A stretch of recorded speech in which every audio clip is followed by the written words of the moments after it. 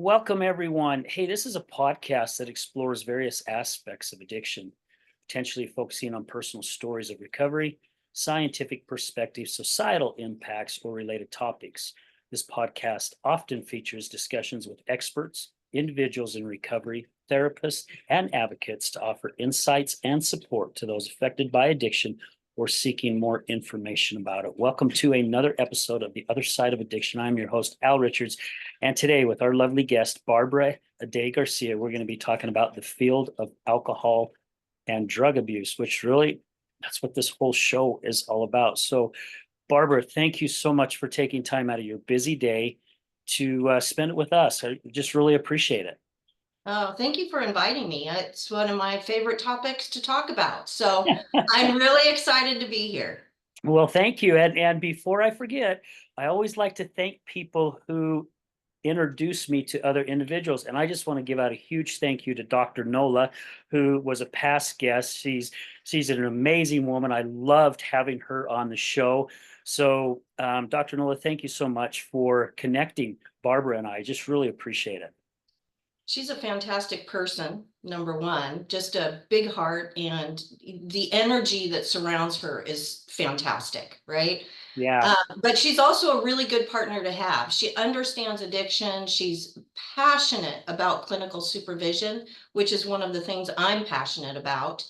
And so she's done a lot of different projects with CADTP, and I'm really happy that she identified this as a way to get CADTP into a different venue to spread our message and talk about counselors who help those who are struggling with addiction, and how can the certification of counselors help in that aspect. Yeah. And I'm just guessing here. I'm assuming that the majority of the counselors are people who have come from that type of past, right? Drug and alcohol. So, I mean, they know what it's like because they've lived it. That's true. Yeah, any treatment center you go into these days, you'll probably see the majority of counselors identifying as having had some type of addiction experience. But there's also those that experienced it in their surroundings. So it could be a parent or a sibling or a best friend, etc., that struggled with addiction. And the counselor then found a way to make a career out of helping that person. So most of the people who come into substance use counseling, just like any other type of profession, found it in different ways. But yes, the majority is people who have experienced addiction themselves, found they wanted to help. And certainly counselors certification is one way of doing that, is Yeah. going through the process, getting that formal education, taking the steps to actually achieve certification, which in almost all states means formal education and an exam, as well as on the ground experience that's supervised by another to achieve certification. And that's not easy. It's not an easy path. You don't just say, hey, I'm an addicted person and I have recovery. I want to be a counselor. That may be the first thing you say, but then you have to take all the tasks after that in order to achieve that professionalism. And Yeah. I think really when we look at it, Al, the professionalism is the second piece of that. It's great to share your recovery story. It's great that recovery brought you to this profession, but it is a profession that comes with very strict guidelines on behavior. And sometimes that can be a challenge for those that came into it as someone in recovery, wanting to share and help those that are suffering. It becomes a shock sometimes. So where do we balance that professionalism with our own individual recovery? And then sharing that message. When is that message appropriate? Or should I say sharing my story? When is it appropriate to share that story? And do I fall back on that story as opposed to gaining skills and gaining that professionalism? So I think that there's a kind of a balance of that some people find and some people don't. And I think it's one thing that we should always be looking at as counselors throughout our career. I've been in counseling for many, many years, in all types of different situations. One is direct counseling for many years, and then supervision and management of SUD treatment centers. So I've seen all of the different struggles that counselors can go through in this field. It's not an easy job. There's Yeah. stress. You're picking up people's emotions a lot. So if there's not that self-care and that self-awareness, it can really become tiresome. And that's where people cross those boundaries from I'm a peer sharing my story to I'm a professional providing skills to get you to share with me Yeah. and work through those things. And I get that it can be difficult because, I just got certified to be an international crisis and recovery coach this past April. And I've only just sat down with a few clients so far while I'm building things up. And for me to keep my emotions out of it. So I'm a pretty emotional guy. And sometimes when I have a client that says something that really triggers me because of what you said earlier, I'm one that's on the other side, right? My ex is the one that battled the alcoholism, and I had my bout with cocaine and alcohol back in the early 2000s. You know, I've had to sit there sometimes. I feel like I'm swallowing an apple, a whole Yeah, apple.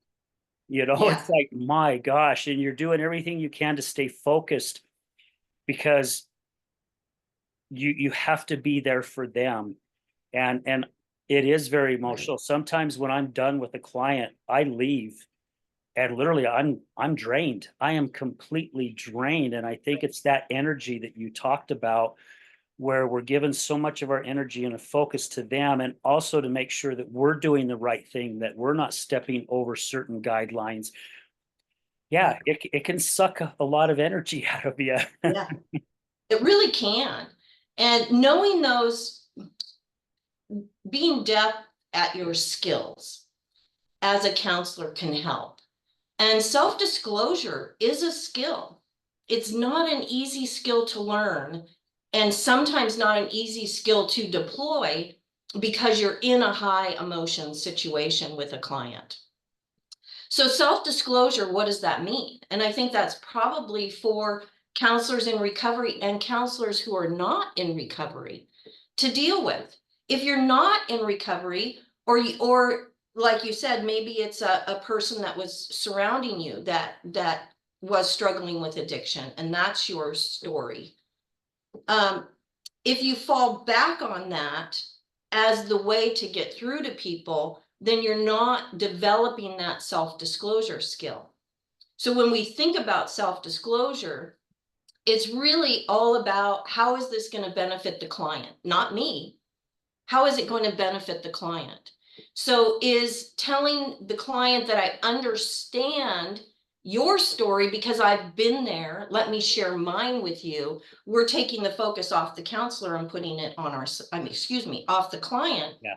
and putting the focus on ourselves. So we're cutting off their emotional response and the ability to explain to us their emotions. We've shifted the focus. Now it's on us. So one of the things that we really talk about when working with counselors throughout my career when I was a supervisor and manager is, what does self-disclosure really mean? And it really, if you think about it as self-disclosure in the moment, that's the best way to describe what would be very helpful to the client at that emotional time, is hearing your story. I'm feeling very upset by what you're going through. Hearing what you went through, I can feel anger. Is that how you're feeling? So using the moment to help them identify, because counselors are very empathetic. So if the client's angry, I'm going to feel that anger. If the client's in pain, in grief, they've lost someone. I'm probably going to feel that deeply. So instead of identifying my story, yes, I've lost someone, or yes, I was angry once. How I want to share my emotion as opposed to my story. And that helps the client keep their emotions going, keeps their story going. Then you can help them work through it. Yeah. Then you move on. And motivational interviewing, to me, is one of those kind of skills that can help you do that if you practice. And it's not easy because you're in these high emotional situations. So if you fall back on that storytelling all of the time, then you're not honing those skills in and you're cutting off the client. So let's talk about, when is it appropriate to kind of share your story or your history? Because clients will ask a lot, especially in addiction treatment. They're going to say, oh, well, you know, were you ever an addict? Do you know what we're going through? That kind of thing. And that's hard for counselors to know how to respond to that. You know, that's a personal question. Are we in a personal friendship relationship with clients? I don't think so. Can You fall know, that way though if you're not careful. that's right. That's right. They're paying, or, you know, they're in a program that's being publicly funded for a service, for a professional. They're not paying for a friend. Yeah. So we have to think about, when is it appropriate? And if SUD counselor certification implies that you're a professional with the competencies to actually facilitate the recovery awareness of others, then when is it appropriate to tell your personal story? I'm not sure. I don't have the answer. You know, there is no set answer. My answer most of the time is that it's not going to be appropriate. Why is it important to the client to know that? And how can you explore that with them? And you could say to the client, would it help you feel more connected to your treatment program if I revealed to you that I was in recovery? And see what they have to say. What would it mean for their recovery if you were in recovery or you weren't in recovery, if you had struggled with addiction at one time or you didn't?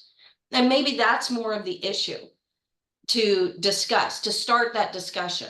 And that's the most important thing, is to get, where is the client coming from? To start that discussion about them, not about you, but about them. So what does that mean to them? Why would that be important to them? What are some of the reasons? What if they found out that you weren't in recovery? Would that change the relationship for them? So there's lots of ways to go about delving into, and even in a group situation, and that's generally, of course, you know, those kinds of, they're asking you right in public, what are you supposed to say? There's, you know, the rest of the group is sitting there. It can be uncomfortable, especially if you don't want to tell people your personal business, because you feel as a counselor you have great skills, you're a great facilitator, you know, you've went to school, you've done all these things to become a professional. You don't want to fall back on, oh, I was an addict once. You want to fall back on, I have great skills. And so that can be nerve-wracking at times for counselors. How do they answer that? What do they do? And my first response to counselors is, why? You know, how is that important to you? And not to discount it, because we don't want to certainly discount what the client asks you, but to find out, to ask those open-ended questions that they can then respond and kind of delve into themselves. And you can ask the rest of the group too. How do you guys all feel? You know, Joe said this. What does the group feel about this? Would anybody like to share how they would feel if their counselor was either in recovery or not in recovery? So you could make it a whole group session, really, on the clients being able to define their treatment experience. And each one has a different treatment experience. And that's really what we want to get to, is that ultimate treatment experience. So diving into that with the clients is certainly appropriate. I wouldn't dodge it ever. But that doesn't mean we have to reveal Yeah. and start telling our story. You know, I've been sober for 30 years and it was, you know, we don't need to do that. In order to have the clients understand what the ultimate goal is for themselves. Not my goal as a facilitator. My goal is to get them to realize their goals, right? And to Yes. understand how to actually put those goals out there. Yeah, I mean, I've heard other counselors when they're asked that question, or other coaches say, "We're not here to talk about me. We're here to talk about you." So they turn it right back on them. And I've seen big long pauses before where that person's really starting to spin those gears and think about it. Yep. And I've seen other people too just switch just like that, like hitting a light switch. Yep. Yeah. Yes. And, you know, again, those are times for counselors that are a challenge. And it's really an individual challenge, internal challenge. There's challenging clients. You know, you get clients that are just defiant, they can be rude, inappropriate words come out of their mouth, all kinds of different things. And those are challenges. Having a client relapse when you thought they were doing so well is a challenge. And this is just one of those challenges. As we said in the beginning, you know, Nola Viezi, she is really good with training on clinical supervision. It's one of my passions. It always has been.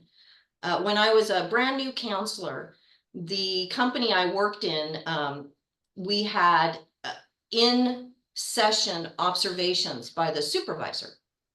And if you look at the military training for their alcohol and drug counselors, they do videoed observations. And so then they get critiqued after the fact by those videos. And I'll tell you, you don't find any better counselors than those that come from the military. They really are spectacular. And it's part of that process of having someone be there with you who's willing to be honest with you about your skills as a counselor. And that's how you grow. A lot of times the clients will tell you how great you are and what an impact you made on them. But they don't know counseling skills. They don't know the professionalism of how we should behave in counseling sessions. So if we don't have outside supervision, we're not necessarily growing just because the client says we're so great. Right. Right. So having those observations, in-person observations of you conducting sessions and then getting that critique afterwards is very uncomfortable. But oh, man, does it make you look at yourself. And I'll give you one small example, and I share this quite often when I talk about clinical supervision, is, you know, I was young and I had been counseling for quite a few years, and I was very dedicated, you know, went through all the education, got my certification, and very dedicated to being a good counselor.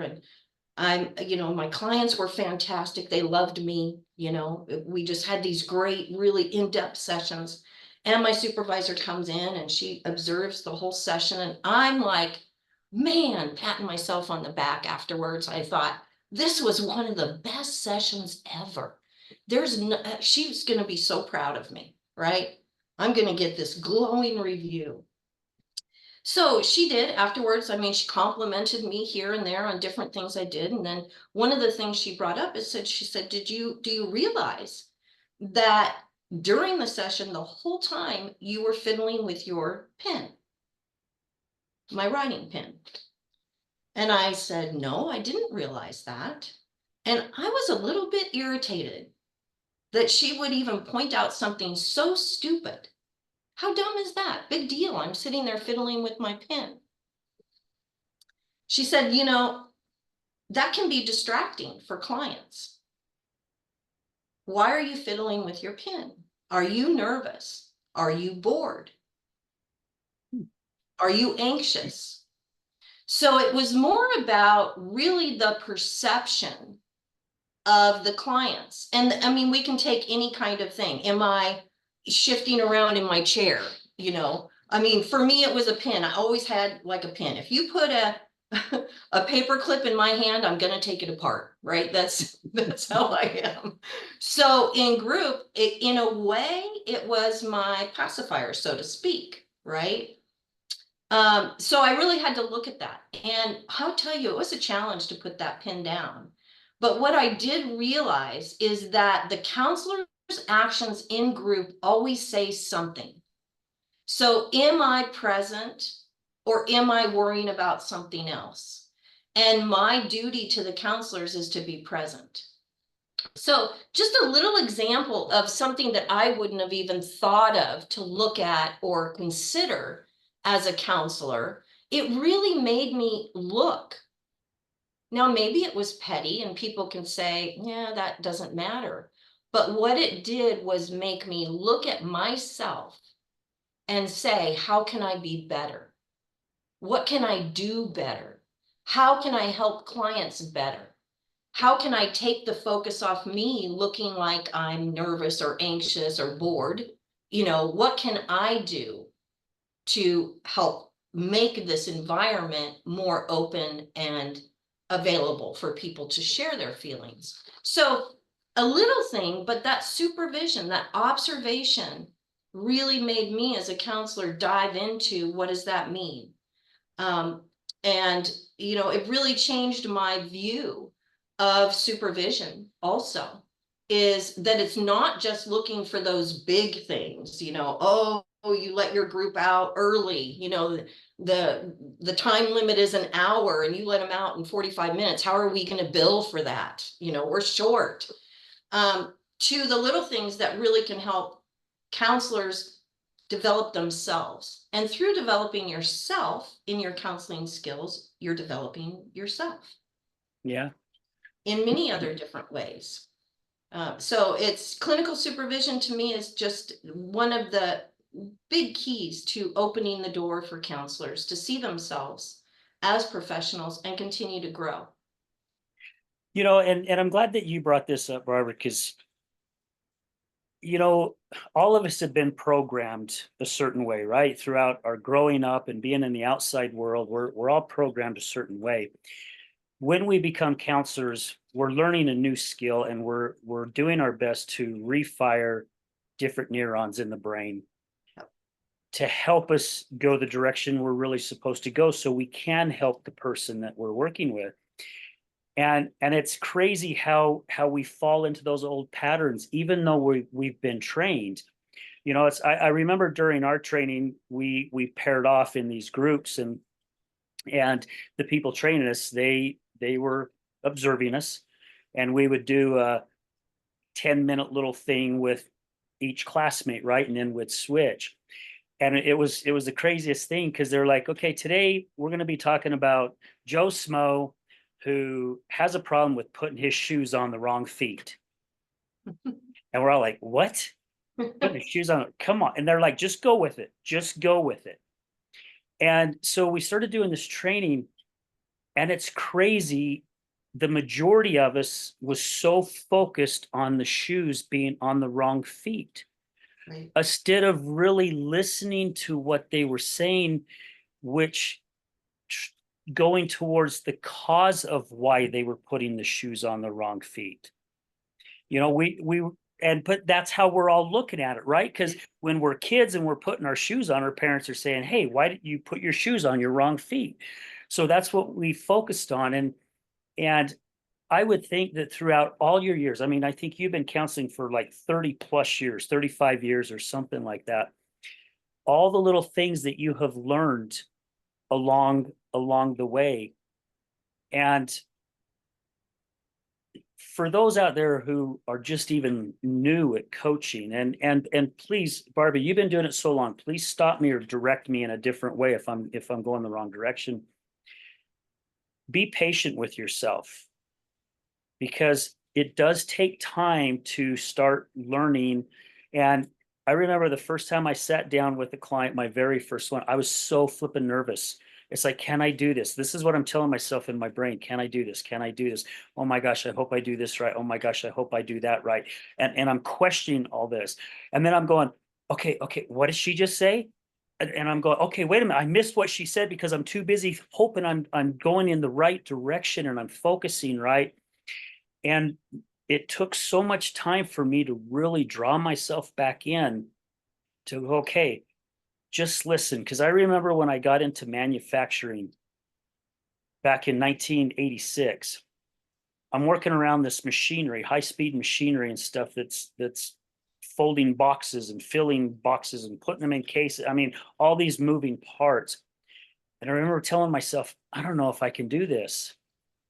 However, as time went and I focused and I just kept working and kept working, before I knew it, I mean, I was a person that was getting called on the radio to come and fix something because someone else couldn't fix it. Right. So be patient with ourselves, right? Be very patient with ourselves. And we will find that if we're being patient with ourselves, I think our clients are going to be patient with us as well. Yeah. And the clients see that your true mission is to help them. And and they can feel it. And generally, most counselors are helpers. That's why we get into this field. We want to make a difference. We want to be there for people. Again, that empathy goes a long way, and you can hone that empathy to be able to not have it be so devastating to you, by honing those skills and seeking supervision. Unfortunately, a lot of our treatment out there does not require the counselor to have clinical supervision. And that's nerve-wracking, really, because we don't have that growth that we should see, that continued professionalism. Now, I'm not speaking for every counselor out there, because there's some that are going to be self-directed, where they're going to continue to go out and get the proper education to help themselves grow. But generally, supervision is going to point you to growth. And if it's not available, most counselors don't even realize to seek it out. Hmm. They're going to go about their daily jobs. And let's face it, it's a job. It may be a job with a higher purpose, but it's a job. So they go about their daily jobs, and you get into routine with jobs. And as you pointed out, fall back into old behaviors. If you're not supervised appropriately, that recovery group could become your recovery group. And that's when you get into the danger. Then you're a peer. You're not a professionally certified counselor who had formal education, who had to have experience, who had to pass a rigorous exam in order to become certified. If you're just a peer, that's a whole different level of a profession in the field. As well as, I guess you could kind of equate it to a sponsor type situation, where you become a sponsor as opposed to a counselor. And so supervision can help you with that. Supervision can also help you get through tough situations. As a counselor, we run into issues of child abuse, elder abuse, people with intent to do harm to themselves or others. People coming in under the influence, violence. They come in and they're angry about being there. How do you deal with that violence? Appropriate supervision can actually be a lifesaver a lot of times. Is how do we deal with this? And if we don't know, if we don't have that advisor to go to, that mentor, that coach, that supervisor, we could make a wrong decision that could cost a life. Yeah. Yeah, that's pretty heavy. That's for sure. So to switch gears just a little bit, what what got you to go this direction? I mean, we'll play the client person here, right? Did you have something in your life that just, I don't know, that happened, whether it was a family member or a spouse or a child, whatever it may be, to go, you know what? I've got to learn a little bit more about this, and I'm going to take my life in a different direction. Because, I did a talk a couple months ago up in Park City, Utah, and at the beginning of my talk, I was saying, that really I didn't choose this path that I'm on. God chose it for me. However, I still had to travel down a certain path to get there. And, Right. it was my own past. And really the majority of it was what my ex-wife was going through, and, standing by her and dealing with all the stuff that addiction brings, all the turmoil it brings into everyone's lives that is close to it. I would have never thought I'd be in this position where I'm at right now if it wasn't for that. And I really do, again, like I say, God put me on this path for a purpose. Is that kind of what happened with you, or was this something you just had a passion with right off the bat? No, I mean, as a young teenager, I had numerous issues with alcohol and drugs, numerous throughout my teenage years and into my early adulthood, we would say. And it never brought anything but trouble, problems. You don't see it when you're young. You don't see the effect that it's having on you or your family or those around you, your siblings, extended family, friends, that kind of thing. So luckily for me, I had a rude awakening at one point by someone who just said, "Look, are you done? How long are you going to do this?" And I chose done. Now, did I just one day wake up and say, I'm done? No, it's a process. Like letting your alcohol and or drug use get to a certain point, recovery is a process also. Mhm. And that's what we have to realize with our clients when we're dealing with them, is that's a process. A process brought them to treatment. It's a process for them after treatment also. And that's, a lot of times you hear people in self-help meetings and they'll say, relapse is a part of recovery. And a lot of times it is. And we have to realize that. And, as counselors, we can't take it personally. So as of most people, I would say in this field, addiction, it surrounds my family in different ways, even to this day. It's, they talk about the genetics of it, and I would agree with that.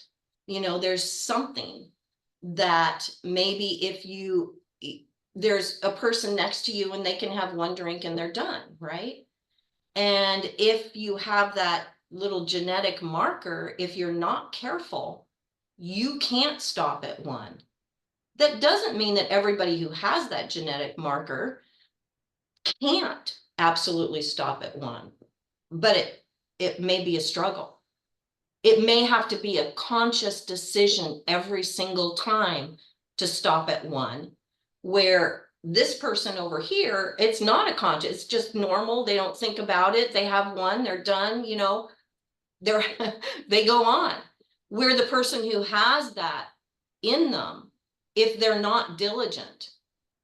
Now, once you pass a certain point, right, in that diligence or lack of diligence, and you have that genetic marker, that, where's the tipping point? I don't know. I do know that if you continue with the destruction, then it just gets worse, and it gets you've gone to the tipping point. So now you have to think about total abstinence, right? And that becomes then the goal, because if you go back to thinking that one is going to be okay, you've already passed that tipping point.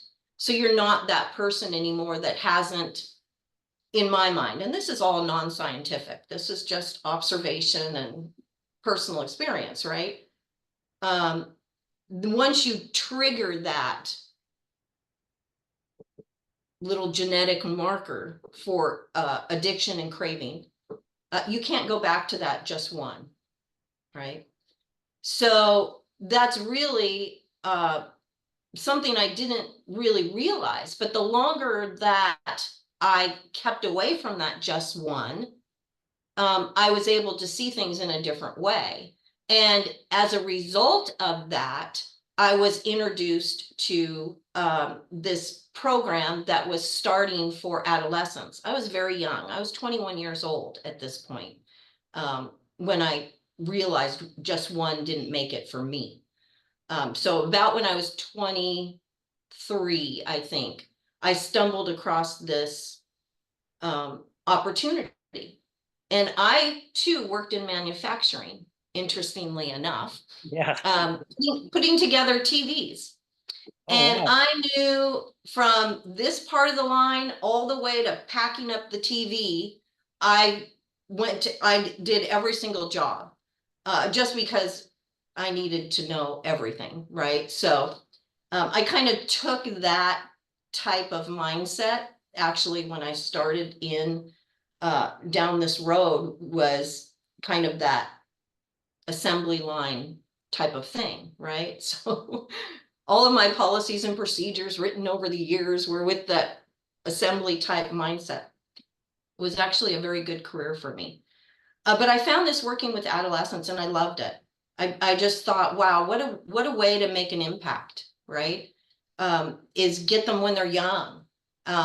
And what can we impart on them that wasn't imparted on my little generation, right? So I did that for quite a few years. It was a county contract, so funding was always an issue, you know, with those kinds of contracts. Funding comes along with it, but it really did help to shape my career in counseling and treatment, SUD treatment. Working with adolescents is like a crash course in how to put out fires. You know, these kids are a lot of times trapped in situations that change for them is much more difficult than would be an adult, right? Adults have a lot more choices and abilities to move around and do things and get out of their situation. And a lot of times, not all times, have financial resources to do that. So working with adolescents, and we didn't get paid very much, very, very little, because it was a county contract. And eventually someone came to me and said, if you want part-time work, you might look into being a DUI counselor. So at this time I was, like I said, 23, 24. And so I contacted the local DUI program and did an interview and got accepted and did my first education to this crowd of DUI offenders and talk about intimidation, just like you were talking about. Man, oh man, was I intimidated. These were people, I am a young 24-year-old trying to tell these people who were, you know, generally 40 plus, what they did wrong. And, you know, so, but what I found with DUI is, wow, what a place to really affect change. These, for the most part, except for multiple offenders, first offenders have never been in a situation like this before. They've never been to a counseling session 99% of the time. They've never been in a group. They don't know what to expect when they get there. These days, certainly the information that's out there is a little bit different, but we're all humans. And those first offenders, you know, they come in for all kinds of different reasons. It could be a grief type situation. They lost somebody, and so their alcohol use went up. They're trying to deal with that grief. And then they get a DUI. So it's an intervention really within their life to be able to say, woo, let's put the brakes on and let's really evaluate what we're doing. So it could be as a result of even a happy occasion. Let's say they got a new job. And at that new job, part of the culture is to go out after work on Friday night and meet at this local bar and have a few drinks. And so they start doing that, and lo and behold, they're now drinking every Friday night and they're driving home, right? So there's different reasons. It could be a happy reason that get people into the pattern of over use, and it could be a problem that's happened in their life that gets them. So first offenders, very a rewarding population to deal with and make lasting change in your community just by getting appropriate information out there to the community. So I had a lot of fun with that, and that actually ended up to be my career, a little part-time, got to make some extra money to becoming a long-term career that I've been in since the 80s, and have loved everything that has to do with providing those services and professionalizing those services. So when I was, how I got into working with CADTP is I was actually on their board of directors, had been involved with them for many years because it's California Association of DUI Treatment Programs. And they were established to represent DUI programs throughout the state of California. Now in California, DUI programs have to be licensed by the Department of Healthcare Services.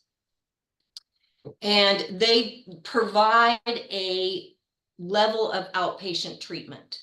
So the DUI programs components consist of certainly an assessment of the alcohol and drug use, referrals to appropriate higher levels of treatment, group counseling, individual counseling, and alcohol and drug education that's centered around driving under the influence of alcohol or other drugs, right?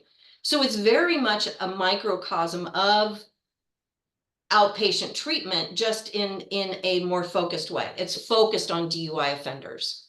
And the purpose is to reduce, of course, recidivism. You know, how can we help them not be in the position to drive under the influence again? Which means not just, hey, it's against the law.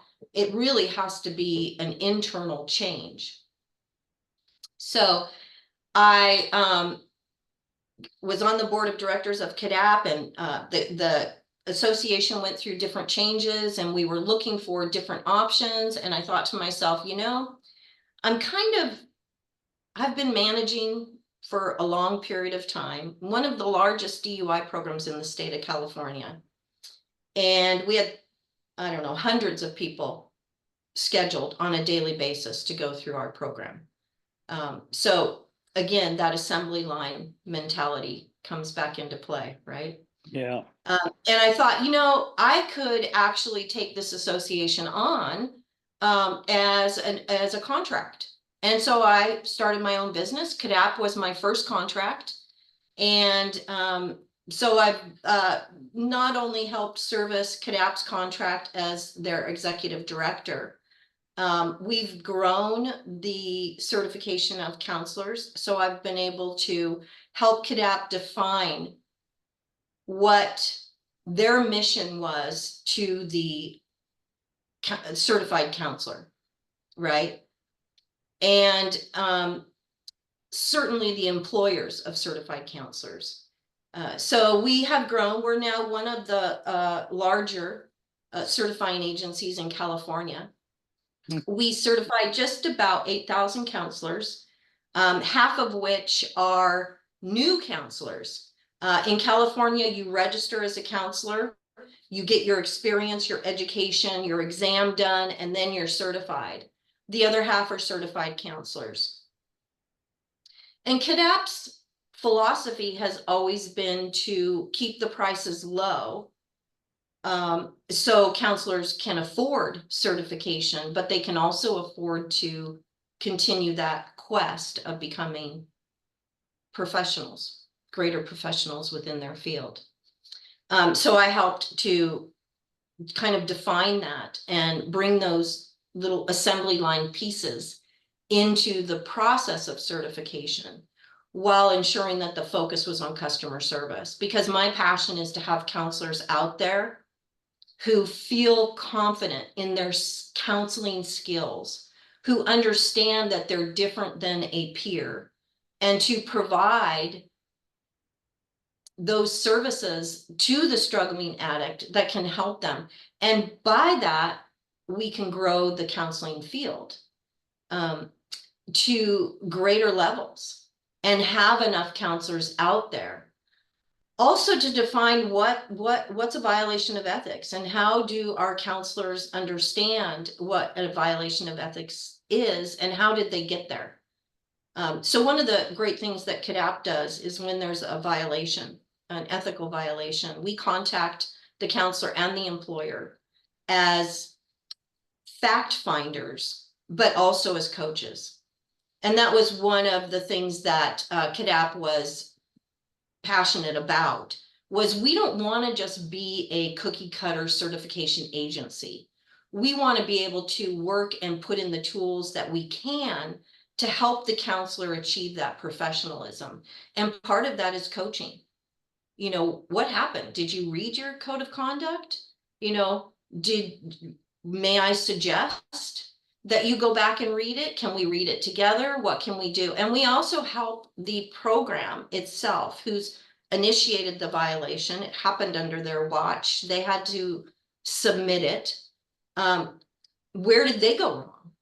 Do they have policies and procedures? Do they offer training? Do they have clinical supervision?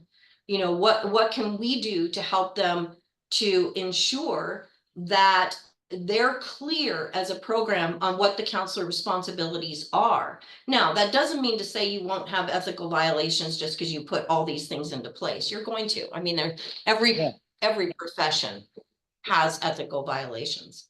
But what can we do to bring the field up, and what can we do if there is an ethical violation to help the counselor get back on the right track, and help the program to put in policies and procedures and things that would help counselors to recognize their responsibilities before ethical violations happen. And then if an ethical violation happens, how do you gather the documentation to prove that it happened? This is people's livelihoods.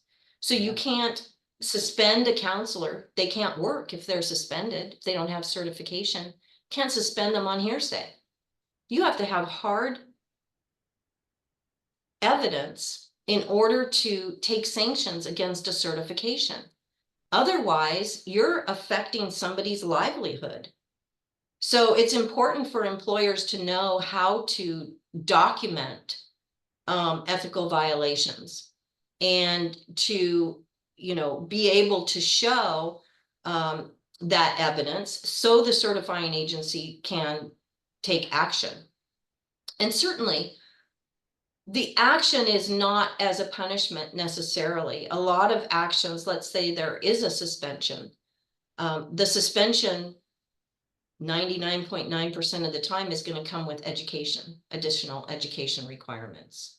So it's not just, we want to punish you. It's, we want you to know that this is serious.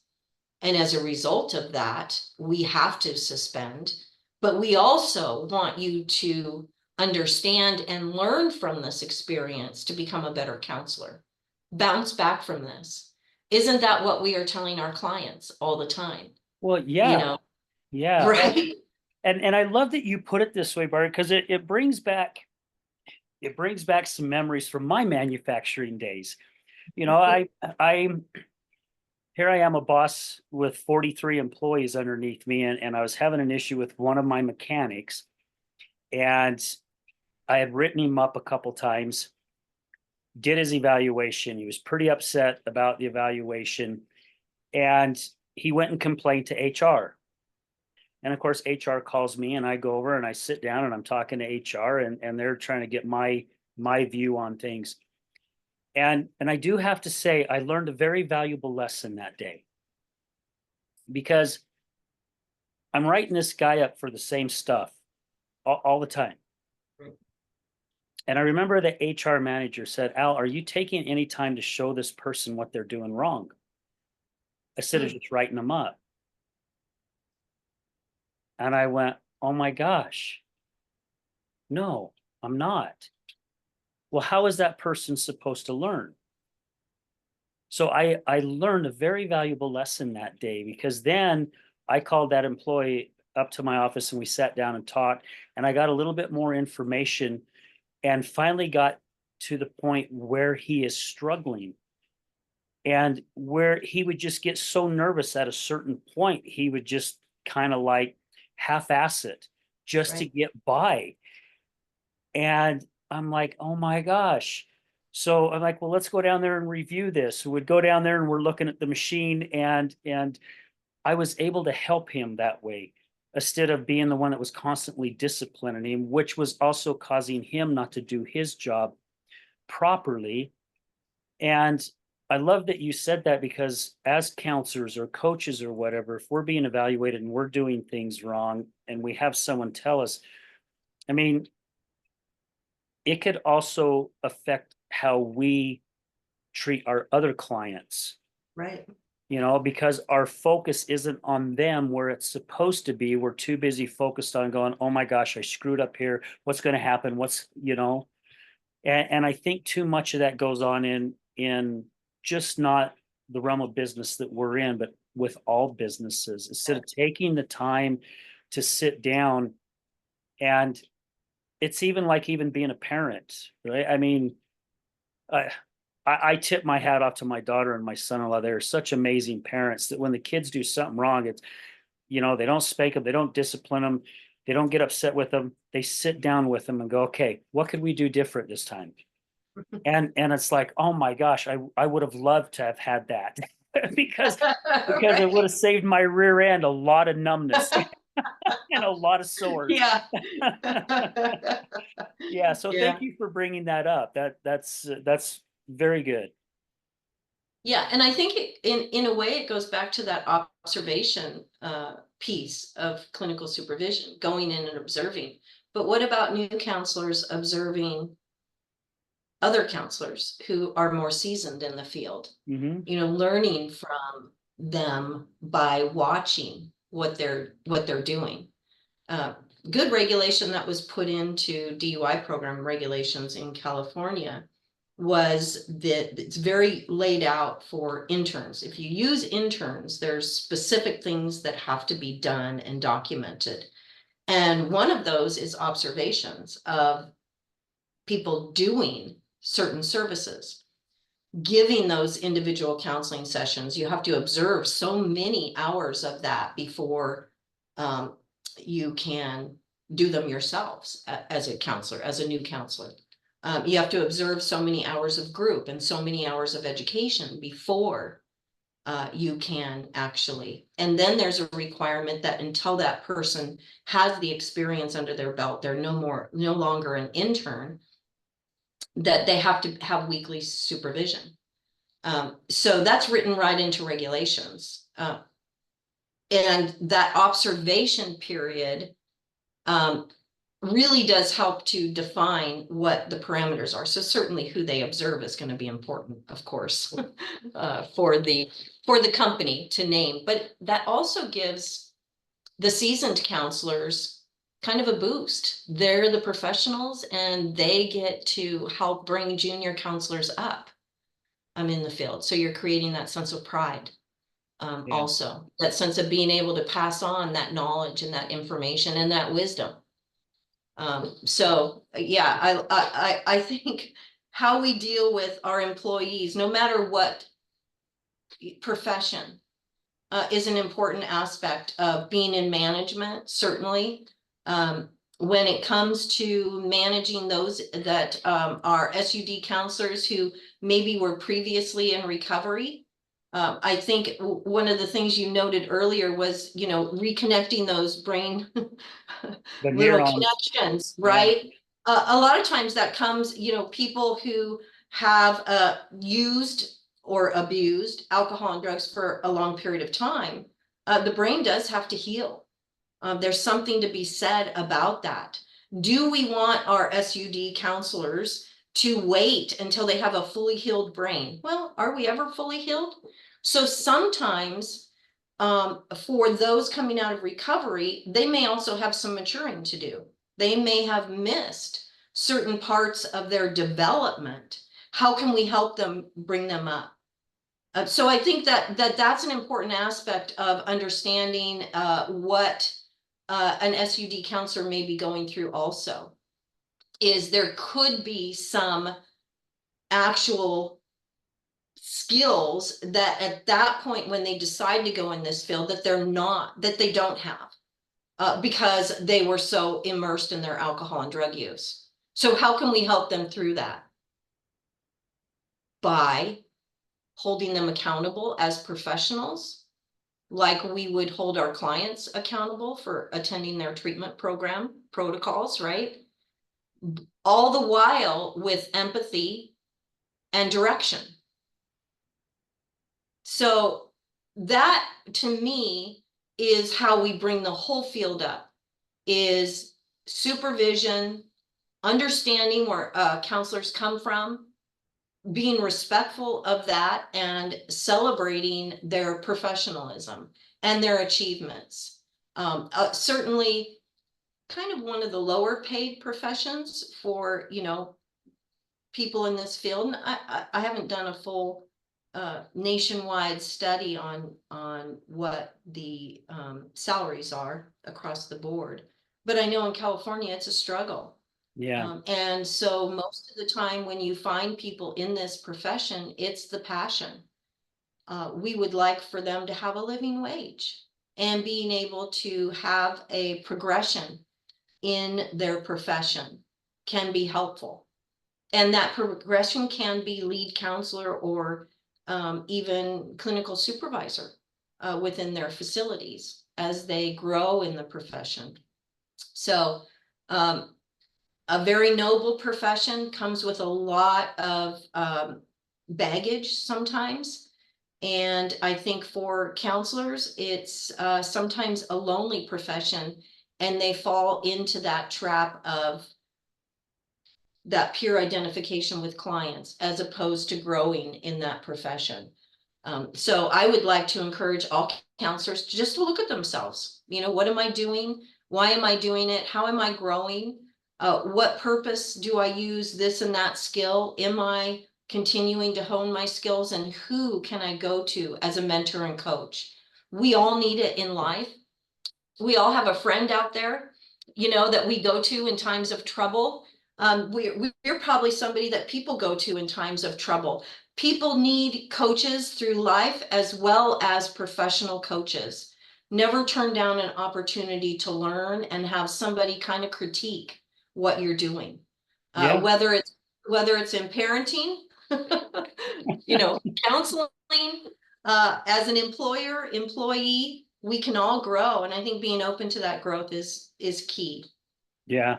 Well, and like you said, being open, because you got professional athletes who have spent their whole life honing in their skills to make it to be professional, whether it's baseball, basketball, wrestling, whatever it may be. They Right. get to the professional, they still have a coach. A quarterback Yes. still has a quarterback coach. A receiver still has a receiving coach.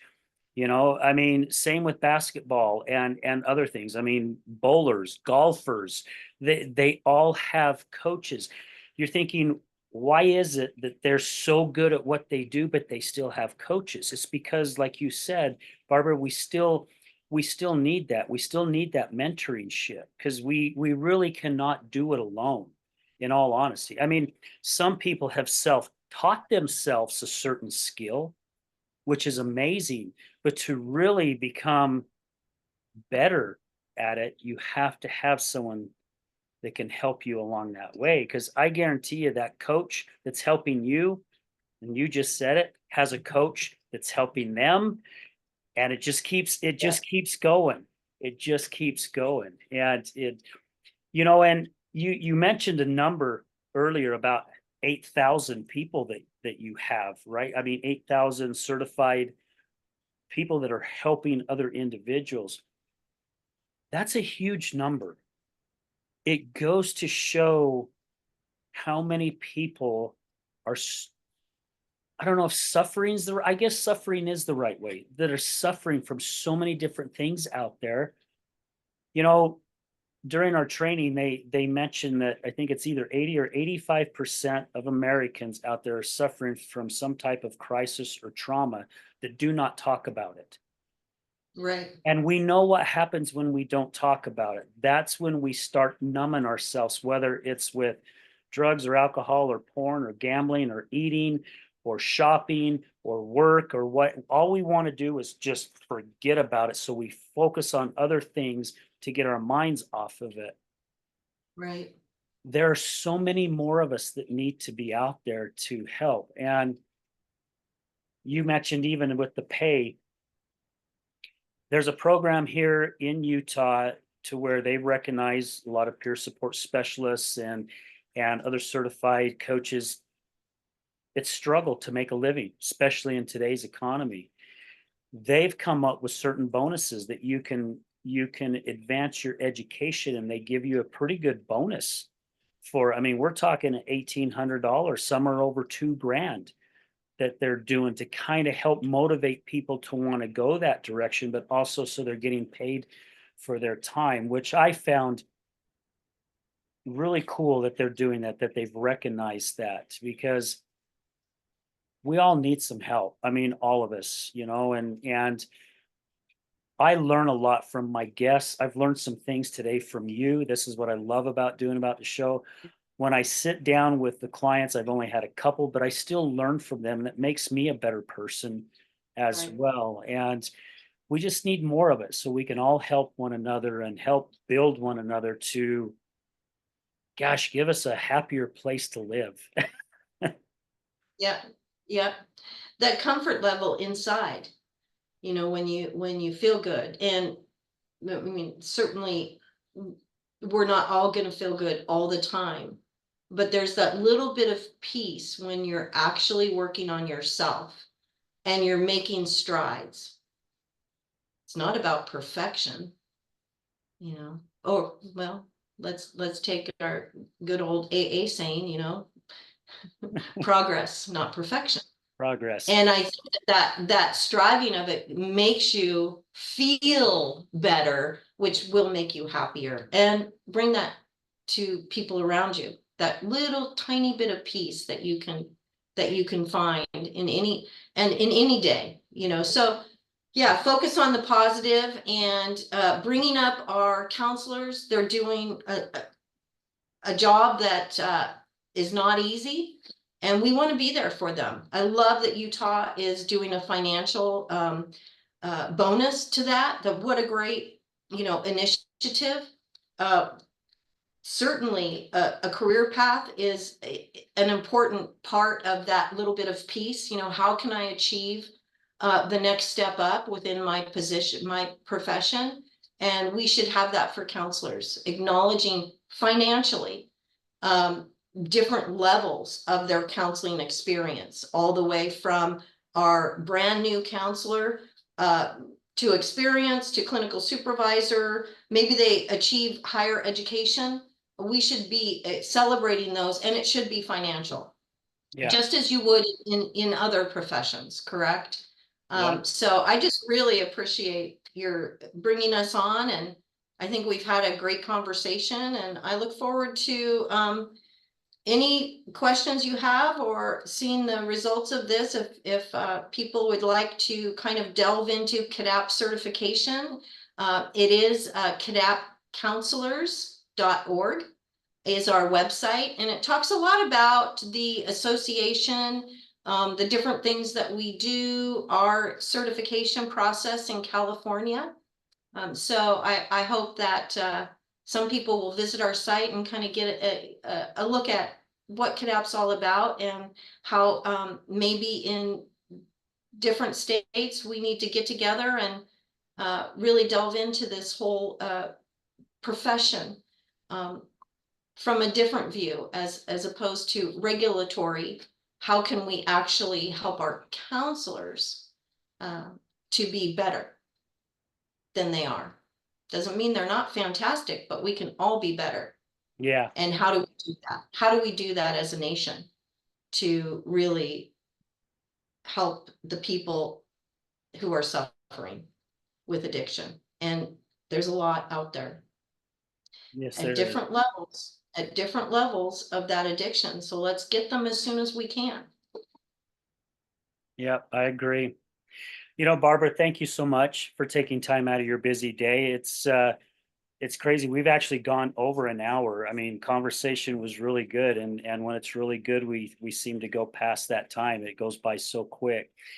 Thank you for sharing everything about a little bit about your past and what got you into this work, and also for doing what you're doing.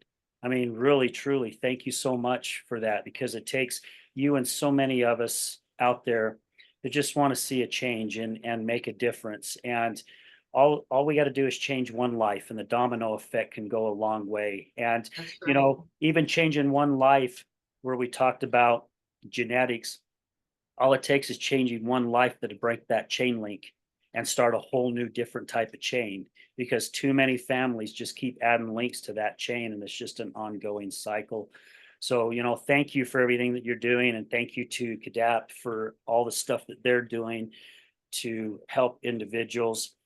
I will make sure now, and to make sure I get your website, it's cadap.org. Is that correct? That is our DUI website, cadap.org. Our Okay. counselor website is cadapcounselors.org. So Okay. there's Yeah. two different focuses of the association with one mission. Okay. Because I want to make sure I put that on the show notes, so it is there for if anybody that's interested, they can just click on it and it's there for them. Fantastic. Okay. Appreciate that. Absolutely. Well, Barb, thank you again so much. And again, thank you, Dr. Nola, for introducing us. I know when we first did our introduction call, at first we're like, I don't know, is there really a show behind this? And the more we got talking, it's like, oh, heck yeah, we got something. Yeah. Well, it's been an absolute pleasure and a great start to my day. Thanks, Al. I appreciate it. Absolutely. You betcha. Well, guys, thank you. Thank you to all our past listeners, all our, well, not our past listeners, all our past guests, all our future guests, guys, past sponsors. None of this would be possible if it wasn't for you.